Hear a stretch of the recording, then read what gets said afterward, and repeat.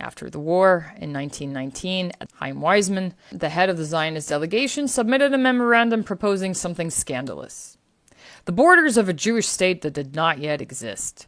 This is the map the Zionists submitted. Now, what is this? This is South Lebanon. Observe this carefully. The border of their hallucinated damned state reached above Saida, curved inland to form a northern hump, and dropped back down to include Jabal al-Sheikh. This means that they drew their northern border 60 kilometers, nearly 40 miles, into Lebanese territory. That area represents almost 30% of modern-day Lebanon. Back in October 2024, just a few months ago, during the war, Israel ordered the evacuation of South Lebanon. Israel told residents to move north of the Awali River. That's within 60 kilometers of the border. That's not a random line on a map.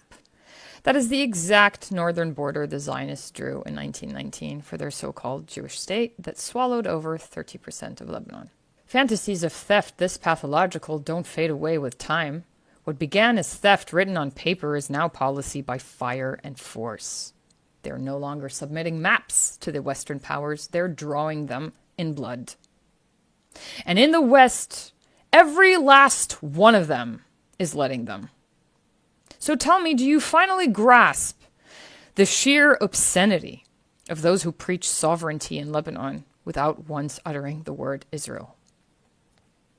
To add insult to injury, in his letters to the British, in pure colonial hallucination, Chaim Weizmann declared that South Lebanon was valueless to the territory north of the proposed frontier and can only be used beneficially by the Jewish state further south. What kind of person declares that another nation's territory is valueless to its own people?